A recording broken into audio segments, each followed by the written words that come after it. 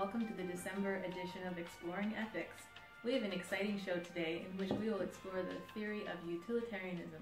Jeremy Bentham, the founder of utilitarianism, described utility as the sum of all pleasures which result from an action, minus the suffering of anyone involved. This philosophy recognises that we all like pleasure and dislike pain, and treats this as a basis for moral and political life. Maximising utility is a principle not only for individuals but also for legislators. According to utilitarianism, in deciding what laws and policies to enact, a government should do whatever will maximise the happiness of the community as a whole. However attractive on its face, this theory raises a number of questions about morality and the limitations of these calculations. Is morality a matter of simply counting lives and weighing costs and benefits, or are there certain moral duties and human rights which are so fundamental that they rise above these types of calculations? These are the issues which we will explore through today's episode, with a variety of interviews with students from countries with different social and political backgrounds. At a time of major racial tension, a man from a minority murders a white woman. The police realize that if the man's crime becomes public knowledge, it will likely trigger race riots, violence, and potential death. Presume in the instance that the police know for sure that the murderer will not reoffend. Following the theory of utilitarianism, the police should cover up the crime, reporting that the victim died of natural causes and letting the murderer go free. Do you believe this is the right choice? For there to be justice, there needs to be fairness, where nobody is exempt to the law.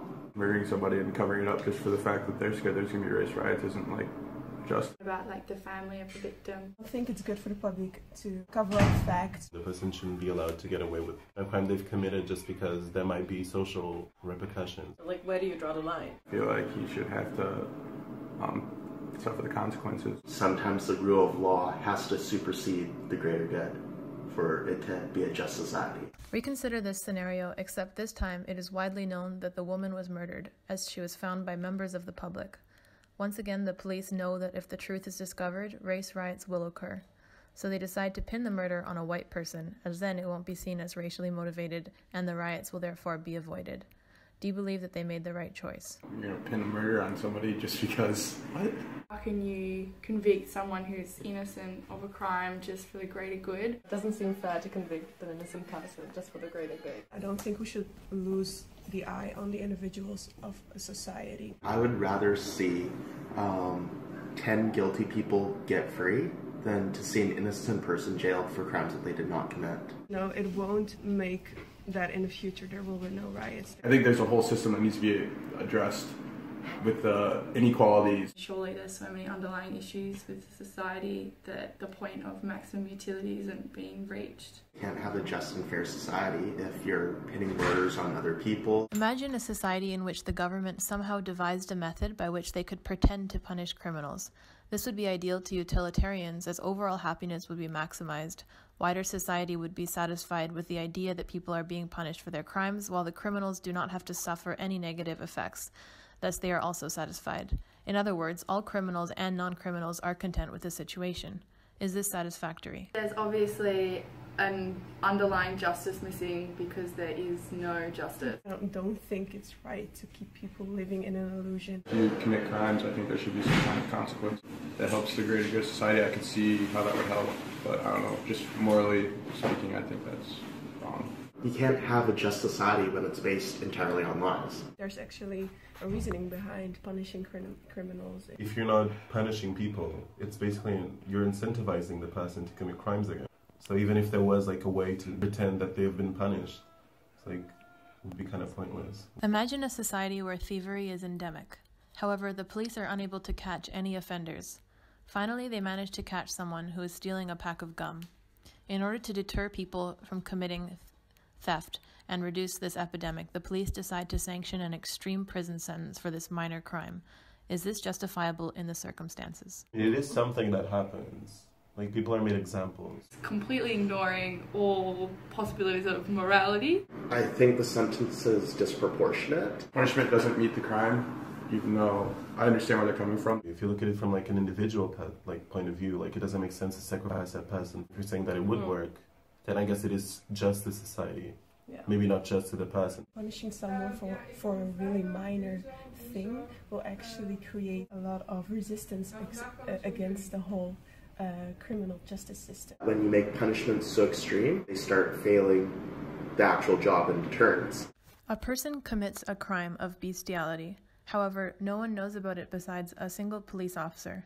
The police officer decides that if he makes the crime known, it will upset the community, while also ruining the life of the person who committed the crime. As such, the police decides to not convict the person because it would cause more upset than good. Do you believe they made the right choice? I could go either way with this one. I don't know. Sometimes things need to happen which the broader society is not happy with, but they are necessary to make individual justice. Always keeping silence for everything just to feel happy is never good. Okay, they weren't upset by this at the time, but what about if they find out about it like 10 years later? Sometimes anger and wanting society to change is not always that bad. Police have the discretion to choose which offenses that they want to prosecute. Although I wouldn't make the same choice as the police officer, I can understand his reasoning for making the decision that he did. Now we will have some words from Ferry de Young, the chair of the Criminology Institute at Utrecht University, as well as comments from Vasilis Gerasopoulos, a PhD candidate in criminology at Utrecht University, on utilitarianism in the context of punishment and the purpose of law. Utilitarianism is, of course, one of the main rationales for punishment in the first place. If you consider utilitarianism as a form of consequentialism, you punish people with the aim of securing some prospective goal, and that's mostly prevention. Stating that, the criminal law should be given shape in a way that secures as much as possible the most happiness for the largest possible amount of people. When criminal law contributes to that, it is a legitimate form of criminal justice. If you purely give shape to the justification of punishment in terms of utilitarianism, the result can be that in concrete cases punishment can be disproportionately harsh, so as to not anymore, doing justice to the idea of justice. If you put it really to the extreme, and you say your main aim with punishments is, say, protecting society, then some annoying person that keeps on stealing bread because he doesn't have money to buy it can be locked up for the rest of his life, and that's very effective for, the purpose of preventing him stealing again. But yeah, it's intuition already tells you that that is not really proportional and hence not justified. But this whole thing might sound interesting and might sound, this is a way to write it down and put it into a table and try to explain it and try to count it or prevent it and so on and so on. But main problem is that disregards the human element. Justifying punishment, it's about, do you trust a state to enforce a legal system that will end up, of course, in punishing some offenders?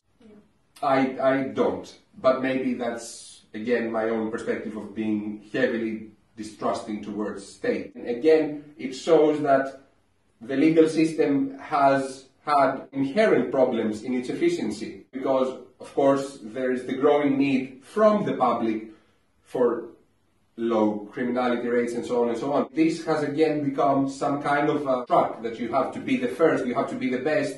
So in order for you to be the best, you do need to, make some choices that will in every way make the drop of rates possible. And one of these is retribution. So you're very harsh. The other way is trying to find a model that will encompass all the different possibilities. But in trying to find the model, you have to close loopholes. One of these loopholes is responsibilizing the victim. The idea is that you have this frantic effort not to only justify punishment, but to make sure that punishment will cover everything. To make sure that there's going to be, a criminal justice system that can predict everything, cover for anything, and so on and so on and so on.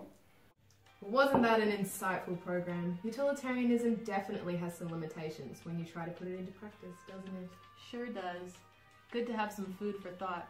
Thanks for watching, and don't forget to tune in next week for our exciting episode on libertarianism and consensual cannibalism.